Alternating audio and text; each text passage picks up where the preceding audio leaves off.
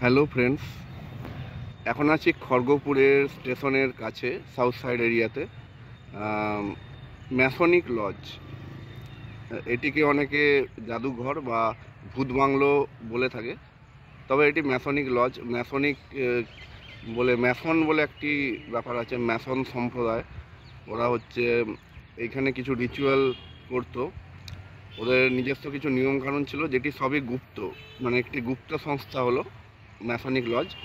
1908 সালে তৈরি হয়েছিল, কিন্তু ওটি সম্পর্কে কিছু জানা যেত না এবং এটি সব গুপ্ত ক্রিয়া হতো।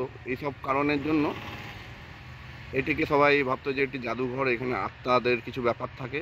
এটি নিয়ে এখানে অনেক কাহিনী তৈরি হয়ে গেছে। এটির নাম ওই জন্য ভূতঘর বা জাদুঘর।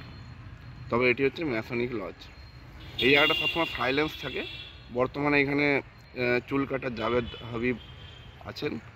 এখন এখানে প্রশিক্ষণও দেওয়া হয়, যোগা এবং সেলাই। এবং বর্তমানে একটি সংস্থার আন্ডারে আছে, রেলেরই এটা, তবে একটি সংস্থার আন্ডারে আছে। তারা এটি পরিচালনা করে। তবে জায়গাটিতে মোটামুটি চারদিকে সাইলেন্স থাকে এরকম। পাশেই রাস্তা, তবুও এদিকে এরকম থাকে। এটাই তোমাদেরকে দেখালাম।